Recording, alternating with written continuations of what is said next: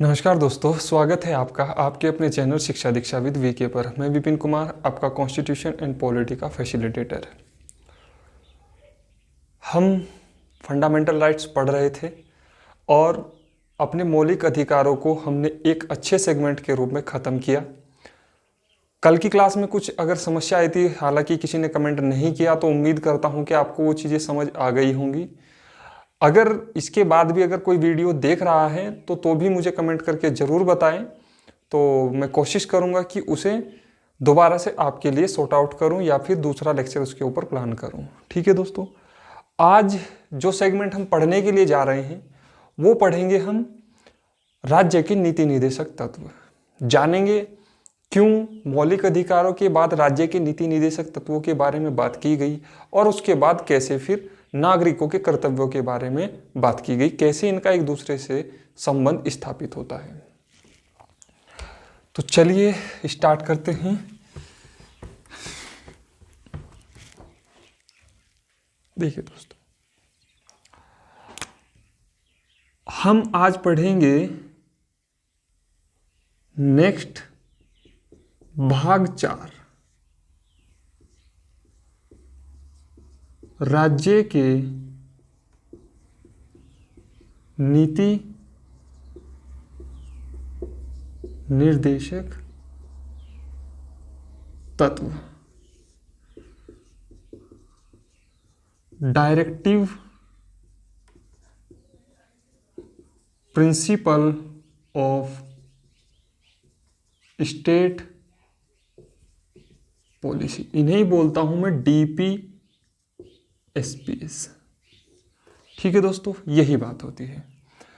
और इनका जिक्र कहां से कहां तक है? आर्टिकल 36 से 51।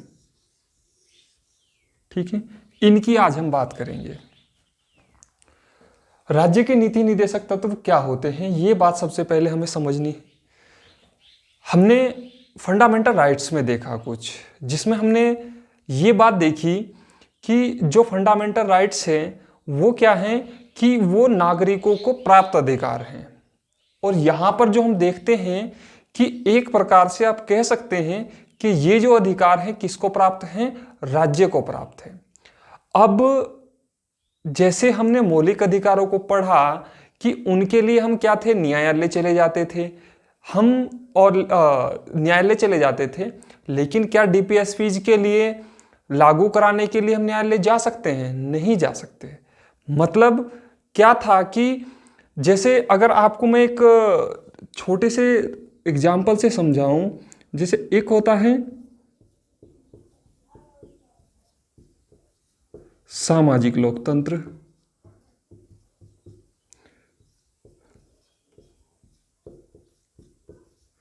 राजनीतिक लोकतंत्र।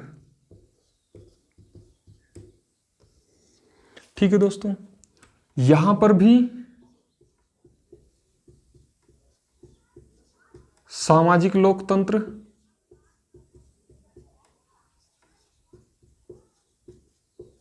आर्थिक लोकतंत्र, आर्थिक लोकतंत्र। तो आप देख रहे हैं कि राजनीतिक लोकतंत्र की बात यहां पर नहीं की गई है। ये किसके बारे संदर्भ में कहा मैंने? FRAs यानी फंडामेंटल राइट्स, और ये बात की मैंने DPSPs के बारे में। ठीक है दोस्तों, इसका मतलब क्या हुआ? पहले हम इस बात को समझने का प्रयास करते हैं।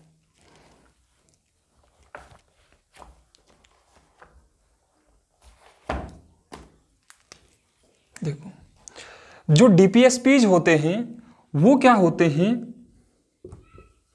राज्य के द्वारा, मैं ऊपर से ही लिखना स्टार्ट करता हूं।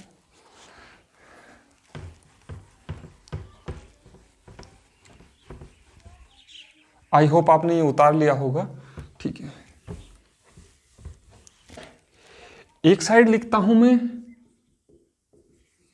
FRAs और एक साइड लिखता हूं मैं DPSPs। ठीक है दोस्तों, ये चीज है। डीपी स्पीच के बारे में जैसा मैंने कहा और फंडामेंटल राइट्स के बारे में मैंने कहा, जैसे फंडामेंटल राइट्स क्या हैं, हमें सामाजिक और राजनीतिक लोकतंत्र की अवधारणा को अगर आपसे पूछा जाए कि कौन परिभाषित करता है, तो वो कौन करता है? फंडामेंटल राइट्स करते हैं।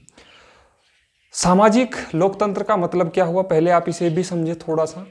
जैसे मैंने कहा कि समाज में एक समरसता भाव को स्थापित करना, समानता का अधिकार, वाक और अभिव्यक्ति का अधिकार, शोषण के विरुद्ध अधिकार, धार्मिक स्वतंत्रता का अधिकार, अपनी अल्पसंख्यक वर्गों का हितों का अधिकार। तो आप देख सकते हैं कि कहीं ना कहीं सामाजिक समरसता को ये क्या करता है? फुलफिल करता है हमारे फंडामेंटल राइट्स।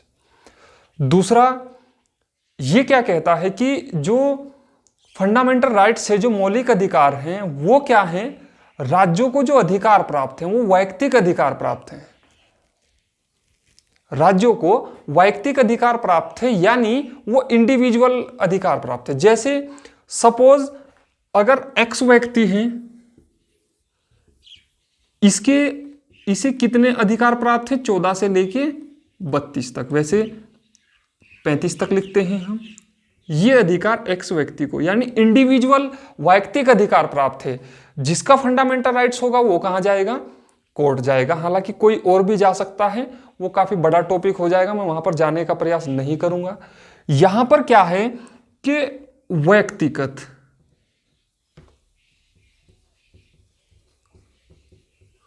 व्यक्तिगत अवधारणा काम करती है।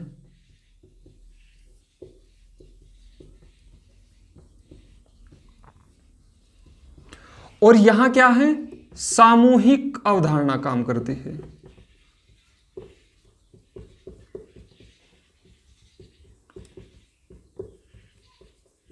सामूहिक अवधारणा काम करती है। यानी अगर देखो फंडामेंटल राइट्स में क्या हुआ, अगर किसी का फंडामेंटल राइट्स क्या होता है? ब्रीच होता है, उसका इंक्रोचमेंट होता है, तो उसके अगेंस्ट क्या है कि कोई व्यक्ति ही कहां जाएगा? कोर्ट जाएगा, आर्टिकल 32 के तहत, आर्टिकल 226 के तहत। लेकिन यहां पर क्या है? सामूहिक अवधारणा का जो काम है, यानी राज्य जो भी कार्य करेगा वो क्या होगा? एक समूह के बारे में होगा, यानी पूरे राज्य के बारे में होगा। वो किसी के भी साथ वहां पर भेदभाव नहीं करेगा। इसे क्या कर? राज्य के नीति निदेशक तत्व। दूसरा इसके बारे में जो बात होती है, दूसरा जो इसके बारे में बात होती है कि मैंने आपको दूसरा पॉइंट मैंने आपको यह भी बताया, जैसे फंडामेंटल राइट्स क्या है? राजनीतिक व सामाजिक लोकतंत्र की बात करता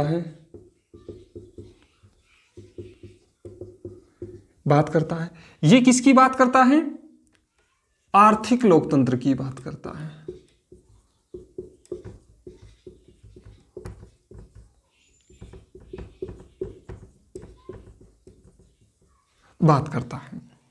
ठीक है दोस्तों, आर्थिक लोकतंत्र की बात करता है। दूसरा, यही दो चीजें इसमें समझने की ज्यादा जरूरत थी आपको। मैं आपको बताऊं कि जो डीपीएसपीज होते हैं, डीपीएसपीज के सपोजिट नीचे क्या है? राज्य नहीं, सॉरी, हाँ, डीपीएसपीज का हमारा जो वर्णन है वो कहां तक है?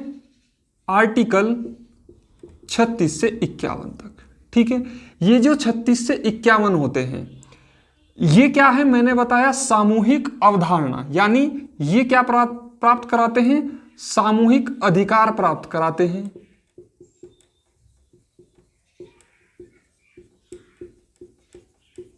अवधारणा हो या अधिकार हो, अवधारणा का मतलब ये हुआ कि सामूहिक अवधारणा पर कार्य करते हैं और यहां पर सामूहिक अधिकार प्राप्त कराते हैं, यानी कि सभी लोगों के उत्थान को सुनिश्चित करने के लिए अगर कोई बात करता है तो कौन बात करता है? हमारे डीपीएसपीज करते हैं। और ये क्या करते हैं? जैसे अभी से मैं थोड़ा रफ करता हूं। जैसे मैं कहूं कि आपने कोई मूवी देखी होगी और मूवी क्या है कि मूवी एक्स है। अब एक्स के लिए क्या होता है? कोई निर्देशन करता है, उसका कोई डायरेक्टर होता है, और इसमें क्या होते हैं? एक्टर होते हैं। ठीक है दोस्तों, उसमें क्या होते हैं? एक्टर होते हैं। और एक्टर क्या करते हैं? परफॉर्मेंस देते हैं। और अगर उनका बेहतर परफॉर्मेंस होगा तो क्या होगा? पिक्चर हिट होगी, यानी लोगों को पसंद आएगी। तो सेम एज इट इज जो ये कंडीशन मैंने आपको बताई वही कंडीशन क्या है, डीपीएसपीज है। आप इसे समझे कैसे, मैंने कहा कि सपोज कोई एक्स मूवी है और उसका निर्देशन कोई करता है, कौन करता है, वाई व्यक्ति करता है। अब ये जो वाई व्यक्ति करता है ये किसको निर्देशन कराता है, भाई एक्टर को क्या करना है, क्या डायलॉग बोलने हैं, कैसा डांस करना है, ये कौन डिसाइड करता है, निर्देशक, यानी जो उसका निर्देशन करता होता है डायरेक्टर डिसाइड करता है। एक्टर जिस तरीके से परफॉर्मेंस करता है उसी के आधार पर क्या होता है, पिक्चर का क्राइटेरिया तय होता है कि पिक्चर हिट होगी या क्या होगा, ठीक है। तो इसी तरीके से अगर मैं आपको संक्षेप में इसे बताऊं तो जो डीपीएसपीज हैं ये क्या है, एक प्रकार से डायरेक्टर है, ठीक है, डायरेक्टर है। और ये क्या करते हैं, डायरेक्ट करते हैं। किसे डायरेक्ट करते हैं, राज्य को डायरेक्ट करते हैं, ठीक है। राज्य किसकी भूमिका में है, एक्टर की भूमिका में है, ठीक है। अब हालांकि मैंने आपको अभी ये नहीं बताया कि डीपीएसपीज में क्या क्या चीजें सम्मिलित होती हैं, लेकिन जब आप आर्टिकल 36 से और आर्टिकल 51 तक जब आप धीरे धीरे पढ़ते जाएंगे तो आपको ये बात बड़ी अच्छी से समझ आएगी कि वास्तव में डीपीएसपीज कैसे डायरेक्टर का काम करते हैं और कैसे राज्य एक्टर की भूमिका में होता है। तो अगर राज्य एक्टर की भूमिका में अच्छा प्रदर्शन करेगा तो क्या होगा,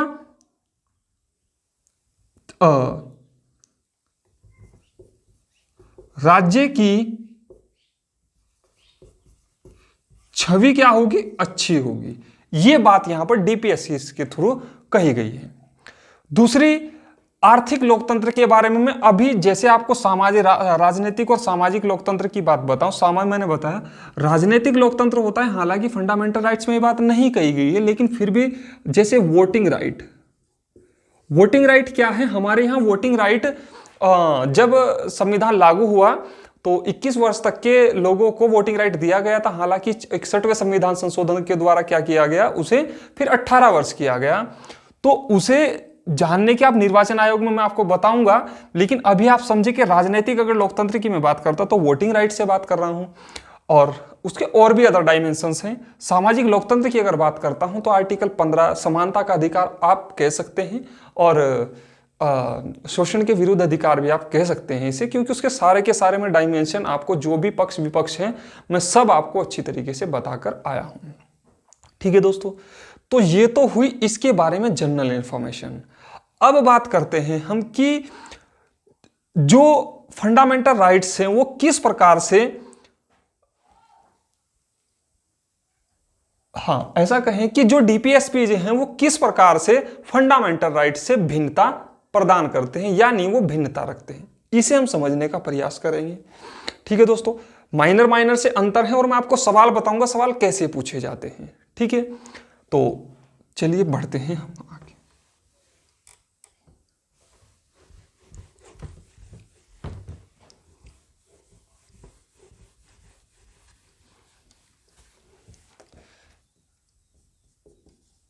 फंडामेंटल राइट्स, और मैं इधर लिख रहा हूं डीपीएसपी।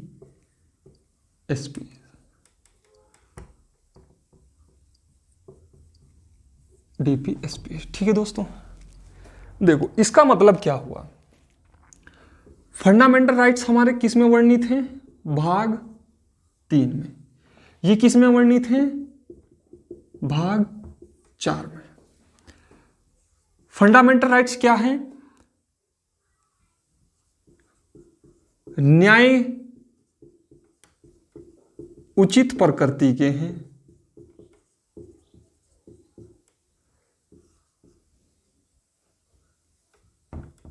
ये क्या है, गैर न्याय उचित प्रकृति के हैं, ठीक है। ये क्या है, लीगली इनफोर्सिएबल हैं, बट दिस इज नॉट, ये लीगली इनफोर्सिएबल नहीं है। दूसरा, ये कहां से समाहित किए गए हैं? यूएसए से लिए गए हैं। ये कहां से लिए गए हैं? आयरलैंड से लिए गए हैं। और अगर पूछ ले आयरलैंड में कहां से आए थे, तो स्पेन के कॉन्स्टिट्यूशन से आए थे। ठीक है दोस्तों, ये बात आपको ध्यान रखनी है। नेक्स्ट, ये राज्य के लिए निगेटिव अवधारणा है।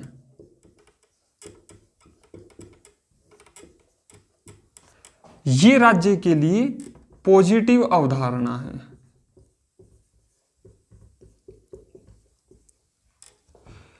ये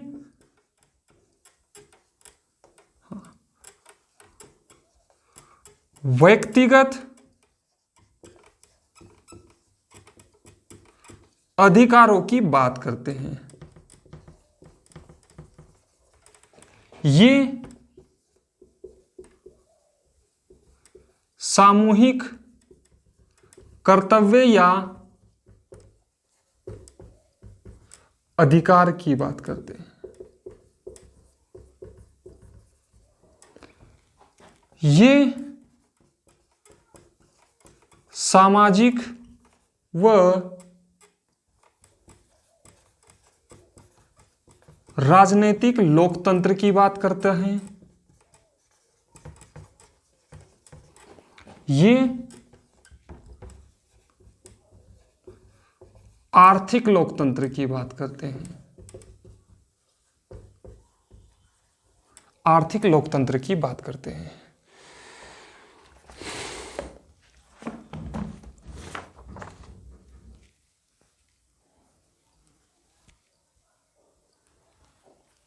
ठीक है दोस्तों, ये बात।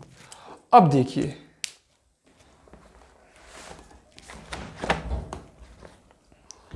एक एक पॉइंट को हम समझने का प्रयास करते हैं इसमें। ठीक है, अब आप सिंपल, हाँ, भाग 3 में इनका वर्णन कहां से है? 12 से 35, और इनका कहां है?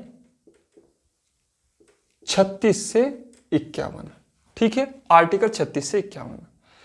इसमें भी आपको सभी आर्टिकल याद रखने की जरूरत नहीं पड़ेगी। जो आर्टिकल मैं आपको ज्यादा इंफेसाइज करूंगा, जो जोर दे के कहूंगा, वो आप समझे बस। बाकी आगे आपका आर्टिकल याद करने का जो झंझट है वो बिल्कुल समाप्त होने वाला है। अब आप जो आप रट्टाफिकेशन करते थे ना कि ये आर्टिकल इसमें है,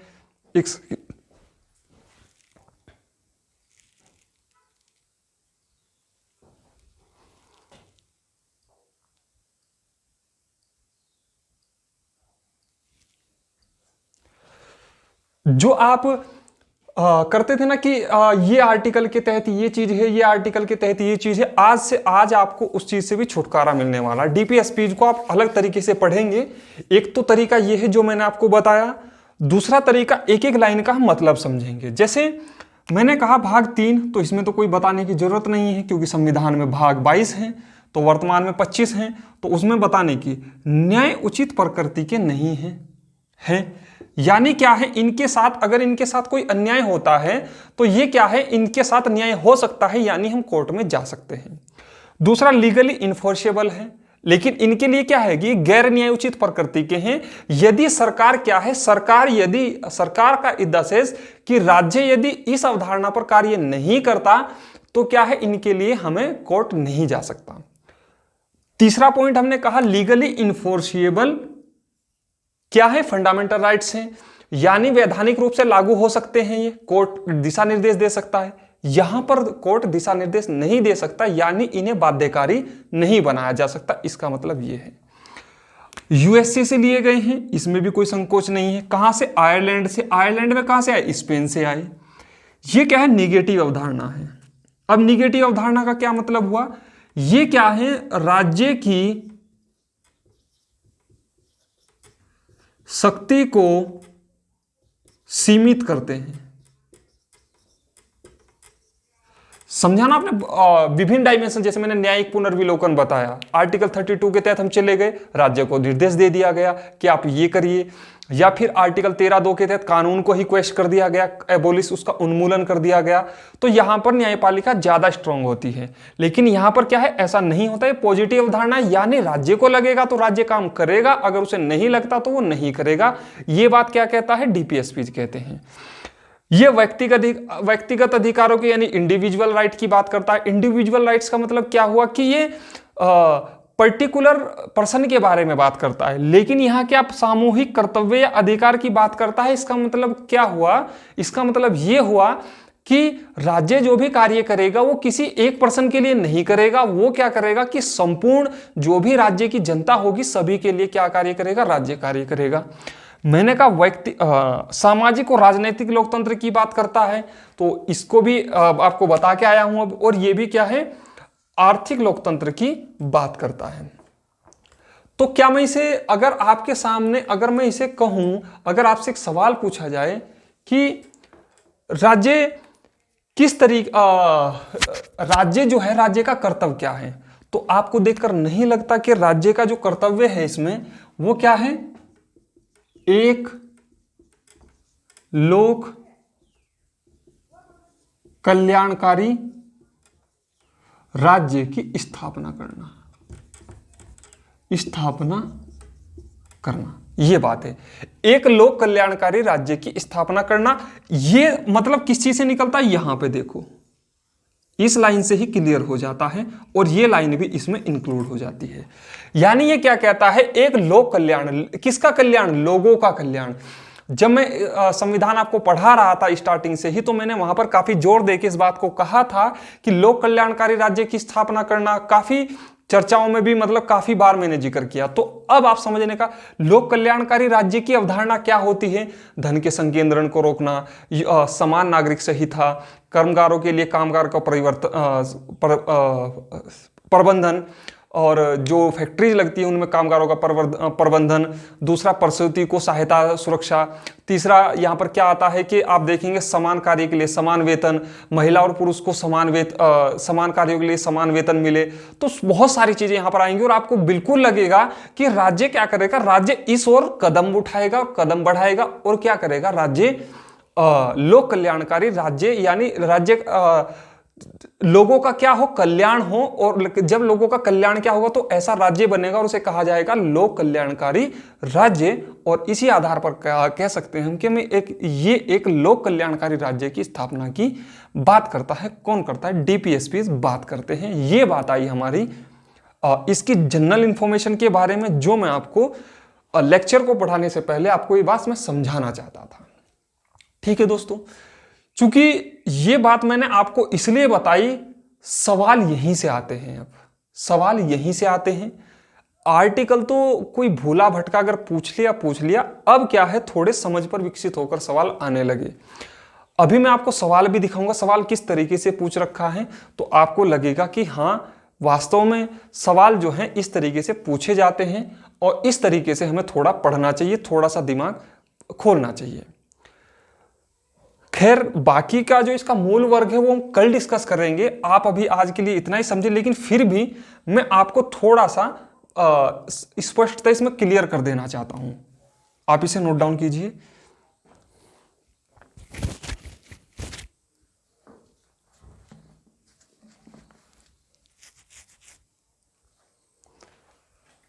चलिए,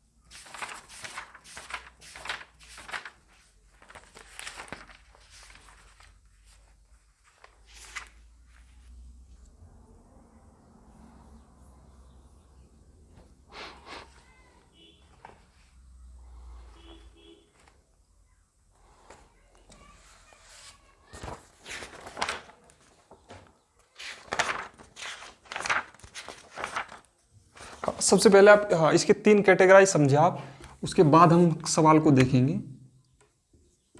डीपीएसपी, ठीक है, इसको हम 3 कैटेगरी में बांध कर पढ़ेंगे। सबसे पहला हम पढ़ेंगे समाजवाद, दूसरा हम पढ़ेंगे गांधीवाद और तीसरा हम पढ़ेंगे उदारवाद। एक एक वर्ड को मैं आपको समझाता जाऊंगा और जब लास्ट में मैं बताऊंगा कि इतने आर्टिकल को आप समाजवाद में कंक्लूड करें, इतने आर्टिकल को आप गांधीवाद में कंक्लूड करें। आपको आर्टिकल को नंबरिंग करके रटने की जरूरत नहीं पड़ेगी। मैं आपको स्पष्टतः ही क्लियर करा दूंगा कि कौन सा पार्ट समाजवाद का है और कौन सा गांधीवाद का है, कौन सा उदारवाद का है और कौन सा पार्ट समाजवाद में भी आएगा, गांधीवाद में भी आएगा और उदारवाद में भी आएगा। बस आपको थोड़ा सा कॉन्सेंट्रेट होकर पढ़ने की जरूरत होगी और इसमें भी हम उदारवाद के बारे में बात करेंगे यहां पर। ठीक है दोस्तों, एक सवाल आया था, मैं आपको बता देता हूं। एक सवाल आया कि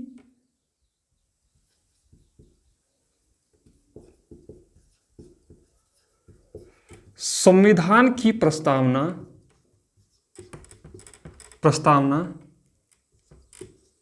निम्न में से किसकी बात नहीं करती? ऑप्शन थे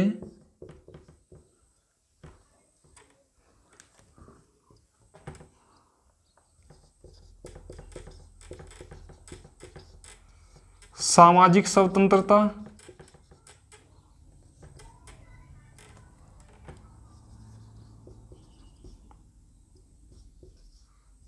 आर्थिक स्वतंत्रता,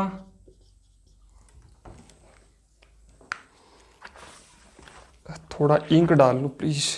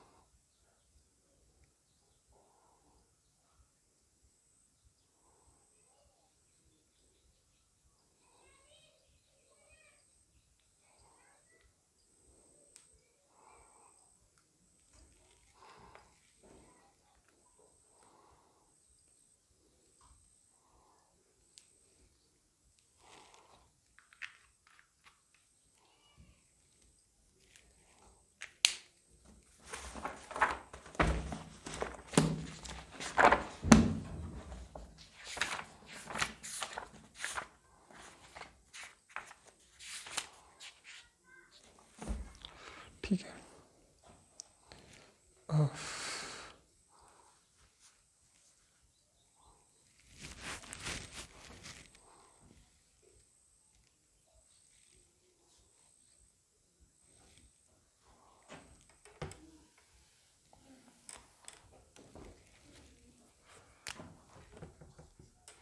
ए ऑप्शन था सामाजिक न्याय, बी ऑप्शन था राजनैतिक न्याय, सी ऑप्शन था आर्थिक स्वतंत्रता और डी ऑप्शन था धर्म की स्वतंत्रता। ठीक है, देखो दोस्तों कितना और आईएएस में पूछा गया सवाल था। अब आप आसानी से बता सकते हैं। मैंने कहा आर्थिक लोकतंत्र की बात कौन करता है? डीपीएसपी बात करते हैं। तो आप देख सकते हैं वहां पर आर्थिक स्वतंत्रता, जबकि हमारी जो कॉन्स्टिट्यूशन की जो प्रस्तावना, जो प्रीएम्बल है, वो किसकी बात करती है? आर्थिक न्याय की बात तो करती है, लेकिन आर्थिक स्वतंत्रता की बात नहीं करता। तो यही सवाल था। हो सकता है एक दो इधर हो, लेकिन आर्थिक स्वतंत्रता उसमें 2017 का सवाल है ये, तो आप आसानी से देख सकते हैं। ठीक है दोस्तों, और आपके पास भी आने वाले भविष्य में सवाल जरूर आएगा, मैं इसमें पूर्णतः श्योर हूं। दूसरा सवाल एक हाल ही में क्या आया पेपर्स में, अब ग्रुप सी का पेपर है। आप देखिए ये सवाल कभी पीसीएस या आईएएस में पूछा गया था, लेकिन उसके बावजूद भी एक सवाल, कितना अच्छा सवाल पूछा गया, आप इसे देख सकते हैं।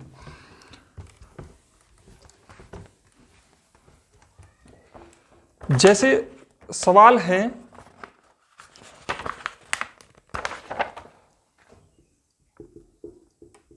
राज्य के नीति निदेशक तत्वों का उद्देश्य। ठीक बात है। ए ऑप्शन है समाजवादी राज्य की स्थापना करना। बी ऑप्शन है स्वतंत्र समाज की स्थापना करना। सी ऑप्शन है लोक कल्याणकारी राज्य की स्थापना करना।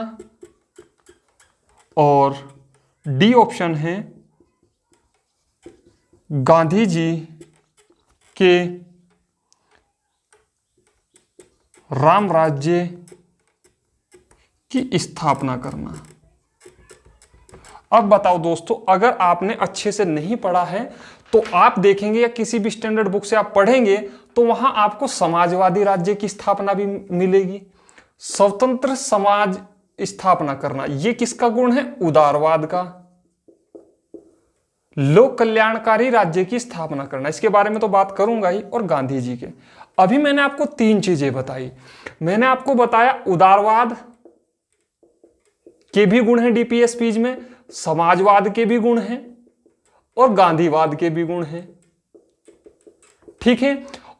अब देखो, उदारवाद से भी ऑप्शन है, समाजवाद से भी ऑप्शन है और गांधीवाद से भी ऑप्शन है। अब मैं आपको बताऊं, इसका जो सार था, इसका जो आंसर था वो क्या था? इन तीनों को अगर मिला दिया जाए तो उससे क्या निकलता है? लोक कल्याणकारी राज्य स्थापना। यानी लोगों का कल्याण क्या सिर्फ समाजवादी अवधारणा को विकसित करने से हो जाएगा?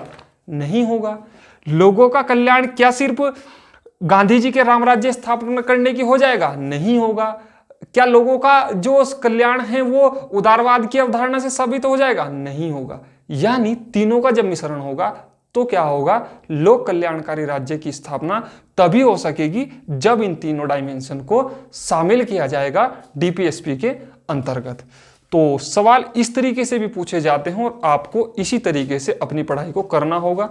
दोनों सवाल मैंने आपको स्टैंडर्ड बताए, जो कि अब ग्रुप सी में भी अब लेवल बढ़ गया है और जिसमें अब ये पूछे जाते हैं, काफ़ी हाई लेवल के भी सवाल पूछे जाने लगे हैं। ठीक है दोस्तों, तो मेन कैटेगरी जो है हम कल से स्टार्ट करेंगे। जो आर्टिकल की बात है कि किस आर्टिकल में क्या बात है और कौन सा आर्टिकल किसकी बात करता है, तो उसके लिए हम कल की क्लास आप जरूर ज्वाइन करिएगा। थैंक यू दोस्तों, मिलते हैं।